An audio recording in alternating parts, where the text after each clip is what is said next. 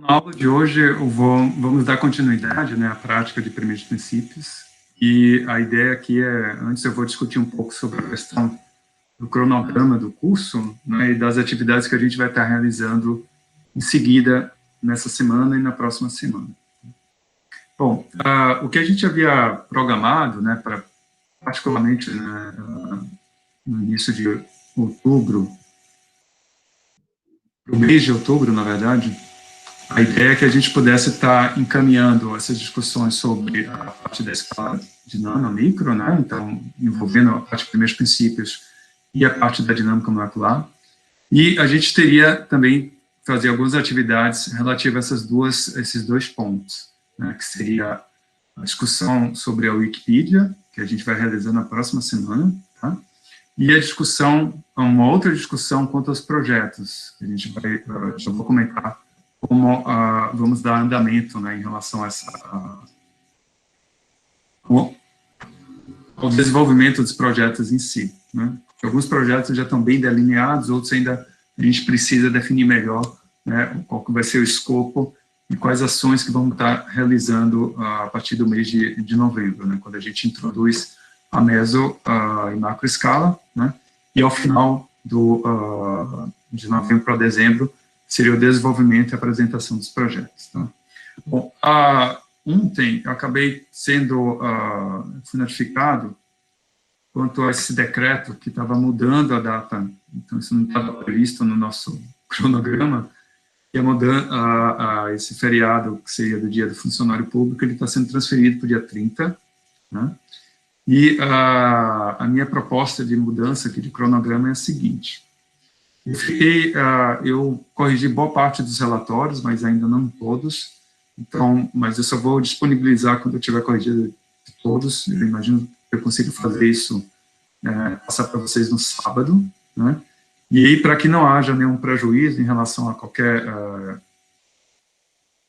comentário que vocês possam melhorar o relatório do Monte Carlo, né?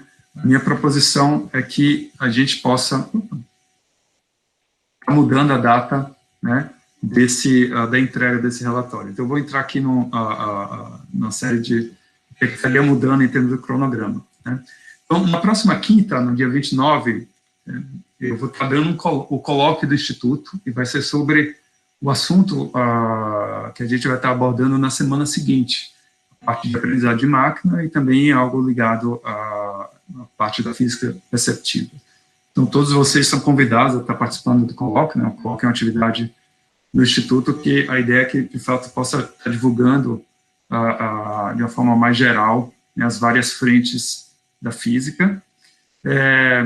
Nesse dia, a gente vai estar realizando a atividade da Wikipedia, né? E essa atividade ela vai ser realizada também em grupo, com os mesmos grupos dos projetos, né? Então, a ideia é que eu já vou comentar sobre como vai ser desenvolvida essa atividade, e a proposta seria que cada um dos grupos colocasse como prioridade, né, quais metodologias ou mesmo tecnologias vocês gostariam de estar explorando, né, para podermos melhorar o texto em português que tem disponível na Wikipedia, né? Então, a gente pode comparar, por exemplo, o que você tem em inglês ou outra língua, se alguém for familiarizado, né, e o que é que poderia ser feito de modo a melhorar, né, o conteúdo que está lá, né?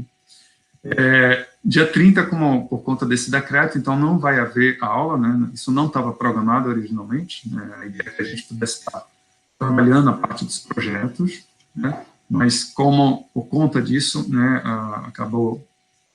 vamos ter que reestruturar o cronograma, e então eu vou mudar em função de não ter passado para vocês essa correção já antes da submissão do laboratório 4, eu vou colocar como um novo prazo para submissão no dia 30 de outubro, né? Então, vocês teriam uma semana a mais para poder fazer a parte do Monte Carlo, tá?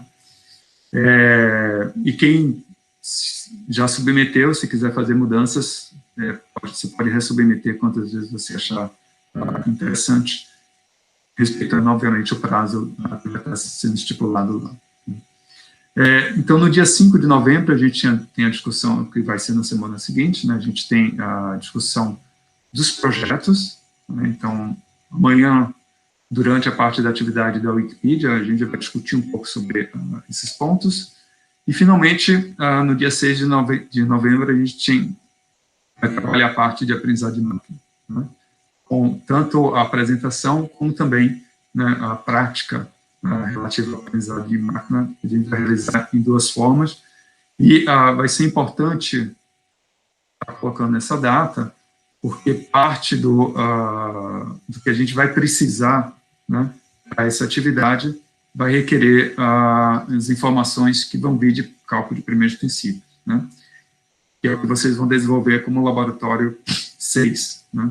E eu vou deixar o prazo para entrega do relatório, dia 14, né, mas seria interessante a gente ter esses resultados, ao menos os resultados das energias antes, né, para a gente poder fazer parte do aprendizado de máquina. Então, fica como sugestão desse novo cronograma, né, isso vem, essa alteração vem em função desse decreto que foi disponibilizado ontem, né, dentro pela comunicação do Instituto de Física. Então, qualquer, desculpa, qualquer mudança, né, em função do cronograma, mas foge acima da nossa programação original, né. Então, nesse sentido, o que a gente vai estar realizando, né, amanhã, na próxima semana, né, desculpa, vai ser uma discussão sobre a Wikipedia. Eu vou falar um pouco mais amanhã, né, mas qual que é a ideia? Dentro dos métodos que vocês entenderem, que são métodos mais próximos, que estão alinhados com os projetos que vocês estão propondo, a ideia é que a gente pudesse estar verificando dentro na Wikipedia, né, a versão em português e, por exemplo, usar como referência a versão em inglês, e a partir do que a gente já conhece, né, que foi comentado aqui no curso, né, e também em discussões posteriores que a gente pode estar desenvolvendo, a ideia é tentar melhorar, né, o conteúdo, né,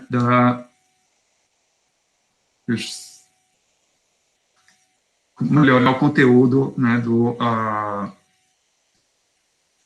que tem disponível lá. Eu vi aqui que o Lauro colocou um comentário.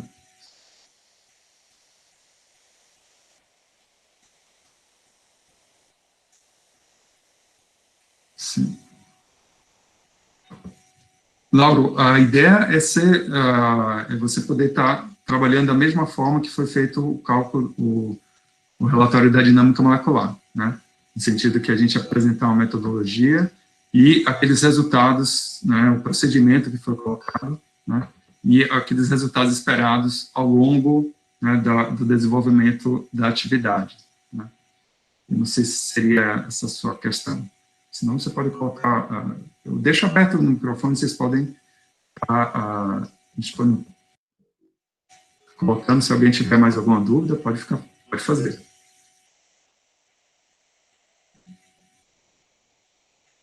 Porque eu acho que, de novo, a proposta aqui do relatório, né, é mais no sentido de também verificar dentro na visão de vocês o que é importante, né, mais do que a gente direcionar para faça isso ou depois faça aquilo, né.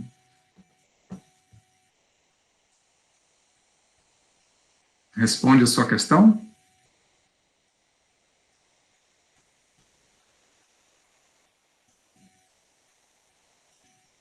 Perfeito. Bom, mas se alguém tiver mais algum comentário ou dúvidas, né, certamente pode me contactar, seja aqui durante o período da aula, ou encaminhando uma mensagem, né. A ideia, se tem alguma dúvida quanto ao conteúdo, ou mesmo para dar um feedback rápido, se está faltando alguma coisa, essa é a proposta. Exatamente a minha proposição de estar mudando, né, esse cronograma vem em função de dar um feedback para vocês quanto ao primeiro relatório, e fica mais claro o que é esperado para os próximos. Bom, então a gente, só estou colocando aqui para vocês já ficarem pensando quais dos tópicos seriam mais interessantes para vocês estarem explorando, né?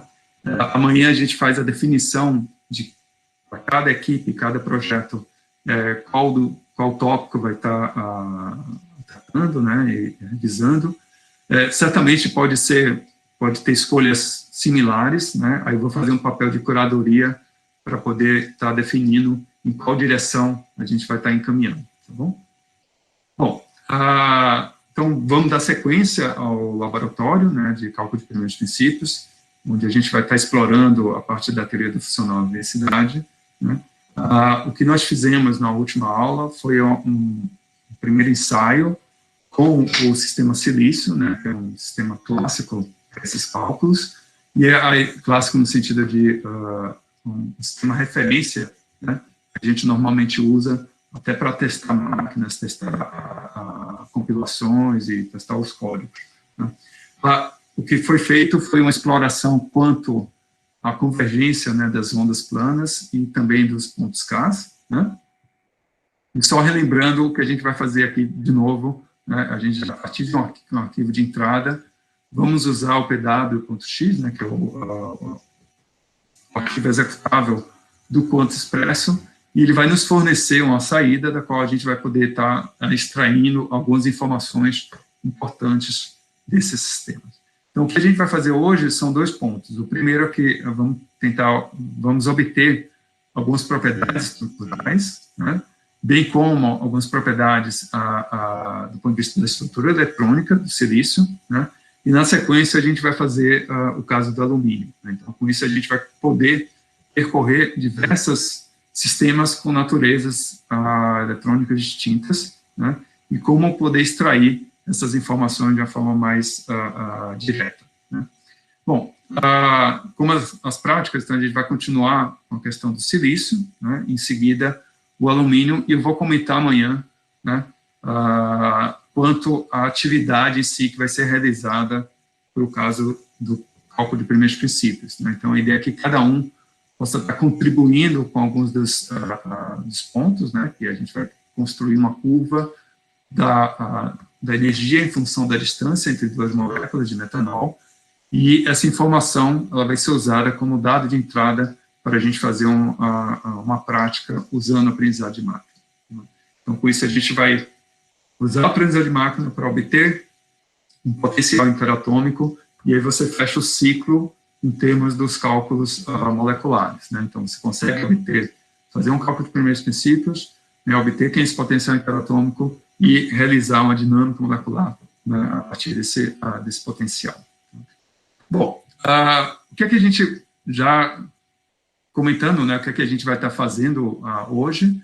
Isso aqui a gente vai estar procurando como a energia total ela muda em função do parâmetro de rede, né? Aqui são alguns resultados do sistema que a gente vai estar explorando, né?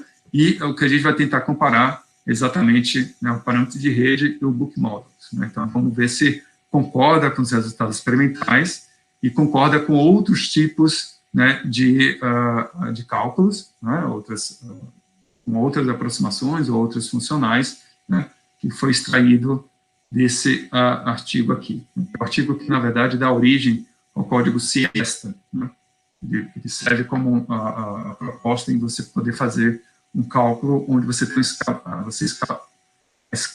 o cálculo de escala, não com n ao cubo, mas de uma forma linear, né, que foi a grande contribuição do Siesta. Bom, antes de fazermos, de fato, a prática, né, deixa eu tentar motivá-los quanto a ela, né. O que a gente vai estar fazendo, de fato, né? Se você estiver procurando por novas formas de estruturas cristalinas ou novos materiais, né, não necessariamente cristalina, o cristalino aqui ele tem a ver com o sistema do silício que a gente vai estar procurando, né? E um exercício que é muito comum a ser feito é o seguinte, né? Então, isso aqui é um trabalho de já um certo tempo, né, da qual foi descoberto, via cálculo de primeiros princípios, uma nova estrutura do silício, né? Isso antes de você realizar, de você conhecer do ponto de vista experimental, né? Então, o que é interessante nesse trabalho, né? E a gente vai fazer uma coisa similar aqui. Foi proposta uma nova estrutura, né, que aparece em função de você procurar por estruturas tem uma certa semelhança, né, dentro do esse sistema, no caso aqui, o silício, e era visto, né, eles conseguiram, na época, obter, a partir de cálculo de primeiros princípios, quem seria, né, a estrutura e a energia desses sistemas, né? Então, o que foi feito aqui? Essencialmente, se procurou ver como é que a energia ela varia com o volume, né? Então, o exercício que a gente vai fazer é dessa curva, né? A gente vai procurar, né, como a energia do silício na estrutura do diamante ela vai estar variando, né, em função de você aumentar ou diminuir o volume, que seria a mesma coisa que está aqui, né? E o que é que a gente aprende com essa curva, né?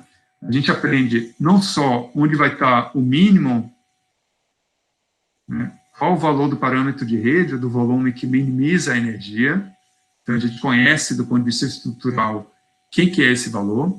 Eu posso explorar não só para a estrutura do diamante, mas outras estruturas, como a beta-tin ou a BCT5, que foi o que eles propuseram, né? E olha que interessante. Então, além dessa curva que permite a gente obter esse ponto de mínimo, né, a curvatura, né, da variação da energia em função do volume, ela vai nos dar uma propriedade que é chamada book modulus, né, o módulo de compressibilidade. Então, a gente vai saber se o material vai ser soft ou hard, né? Isso para os vários sistemas. Então, mesmo essa estrutura que na época não era conhecida, né, estava sendo proposta, a gente consegue determinar quem vai ser o parâmetro de rede que minimiza a energia, bem como a propriedade mecânica, que seria a variação da energia em função do volume, né? Bom, então eles fizeram isso para essa estrutura nova, como também para a estrutura de diamante e para a beta-tin, que já era conhecida, né? Aquela estrutura em altas pressões, é o que você observa. E aí tem uma outra informação importantíssima, que é muito interessante aqui nessa discussão, que se você calcular a tangente entre essas curvas, né, ela nos dá a pressão de transição entre o diamante para o beta-tin, ou o diamante para o BCT5, né? E, bom, você pergunta, qual que é a grande vantagem de você saber essa pressão? A vantagem é a seguinte, se eu quero sair daqui e chegar até essa estrutura, né, é o que eles colocam no final do artigo, né? Então, conhecendo essa pressão, você conhece uma forma de você sintetizar ou chegar naquela estrutura de material que na época não era conhecido.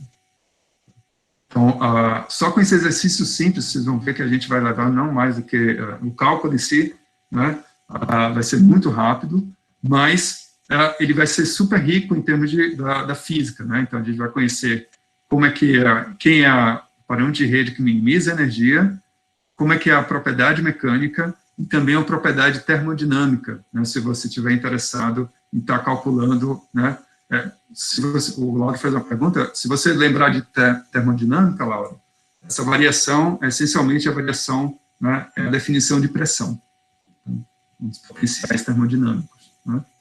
Então, com isso, você consegue obter quem seria essa pressão de transição entre uma estrutura e outra, né? Então, pela própria definição, né, da pressão. E aí, tendo essa informação, obviamente, isso ajuda bastante para o pessoal experimental, né, que é saber em quais condições, né, você estaria observando essa variação. E aí, note uma coisa interessante, né, que, em termos das energias relativas, a gente também aprende qual fase ela vai ser a fase estável, né, em função das várias estruturas disponíveis, né? Então, na região que você tem um volume, é o volume, né? Então, o diamante ele acaba se tornando a fase mais estável. Se agora eu vou diminuindo o volume, né? Se eu vejo essa curva agora, ela é menor do que todas as demais, né? Esse ponto aqui do diamante estaria em cima. Então, essa estrutura aqui seria uma estrutura estável, né, nessa região de volume, e depois, se eu continuar ainda mais, né, a estrutura beta-tin ela seria essa estrutura mais estável. Então, com isso, a gente consegue, né, muito rico em termos da caracterização desses materiais, né, quem seriam as propriedades estruturais, propriedades termodinâmicas, propriedades mecânicas, né, e a estabilidade das fases, né, da qual você conhece. Então, por conta dessa estratégia, né, que surgiu a possibilidade que hoje a gente tem, por exemplo, o Materials Project, né, essencialmente você vai pegar todas as estruturas cristalinas possíveis e você tem um número finito, na verdade, né, e explorando, né, você colocando aquele átomo naquela estrutura e fazendo esse exercício, né, eu vou vendo como aquela estrutura vai estar variando, né. Se eu não conheço quem é o parâmetro de rede que minimiza a energia, eu faço esse cálculo, então vou fazendo, se a energia estiver abaixando, você vai aumentando cada vez mais, até o ponto que ela muda, né, ela começa a crescer, e aí você consegue obter essas várias propriedades, né, estrutural, mecânica, termodinâmica e da estabilidade, e mesmo pensando em termos de síntese, né, se você faz se você faz essa abordagem. Tá? Então, é essa proposta, né, que a gente vai estar fazendo agora, tudo bem? Você vê que é bastante rico, tem muita coisa interessante, né, a ser explorada. Então, se eu não conhecesse, né, o material proposto, eu vou colocar um outro exemplo que foi que nós utilizamos, isso é um exemplo próprio do grupo, né, e foi para novos materiais. Foi um trabalho que já tem também há um certo tempo, que a ideia foi bem simples. A gente tinha uma estrutura, que é a estrutura do clatrato, né? O clatrato, para quem não conhece, é uma estrutura formada por moléculas de água, na qual você pode prender o metano ou o CO2 aqui dentro, e é o gelo que pega fogo, né? A gente pegou aquela estrutura cristalina do clatrato, que é conhecida, e a proposição aqui foi, bom, se eu trocar, então, a água, né, por esses sistemas, né, CO2, sílica e germânia, né. Então, a sílica já era conhecida, você tem naturalmente esses minerais, né, essa estrutura, já a germânia não tanto, e o CO2 era uma proposição, né, então a gente queria saber se essas estruturas seriam estáveis, né. Então, o que foi feito foi um problema similar. A gente olhou a energia em função, né, do volume, e fomos olhando para cada uma dessas situações, né, se você tem pensa assim, ao invés do silício tivesse o CO2, ou ao invés do silício tivesse o elemento da sílica, né, o SiO2. E a gente foi olhando para várias estruturas, né, e comparando como essa energia, se essa energia seria favorável ou não, né. E no caso da sílica, é interessante ver que para a região de baixa pressão, né, você tem um volume menor, o quartzo é a estrutura de menor energia, e aí quando você vai aumentando a pressão, né, aparecem outras situações, inclusive até essa proposta que a gente havia colocado, né, mostra que o clatrato ele poderia ser estável em situações de muitas altas pressões, né. Isso a gente já está falando algo da ordem de centenas de gigapascal, né. A mesma coisa para a germânia, né? A gente conseguiu verificar que essa estrutura, né, pelo fato dela ser mais aberta, então você aumentava o volume, né, você, quer dizer, aqui seria a região, né, de baixa pressão, né, ela poderia ser estável. Nem nesse material existia na natureza, antes da gente fazer esse cálculo, né, e em função dessa proposição, o pessoal lá no Canadá, eles fizeram essa síntese e chegaram na estrutura que a gente havia proposto, né. Então, você vê o poder que é esses cálculos de primeiros princípios para poder estar prevendo, né, as estruturas e algumas propriedades desses materiais. Então, obviamente, além da informação da parte estrutural, a gente tem a parte termodinâmica, que eu vejo aqui como é que são as fases, né, quem é estável em relação a quem, e qual seria a situação onde você teria uma situação, um intervalo de pressão ou de volume da qual essa estrutura poderia aparecer, ou ela seria estável ou metaestável, né? Então, é um ótimo guia para a parte experimental de poder estar explorando esses sistemas, né? Então, esse vai ser o exercício que a gente vai estar fazendo, né? Então, vamos simplesmente variar o volume e verificar quem é essa energia, e aí poder extrair essas informações. Legal? É bem interessante, né? Bastante rico em termos de física e te dá um poder em termos dessas previsões. Então, eu vou agora mudar para a parte do laboratório, né? Eu vou entrar... Eu vou interromper aqui a gravação, e se alguém estiver seguindo, né, dá tempo para vocês poderem estar entrando na máquina virtual.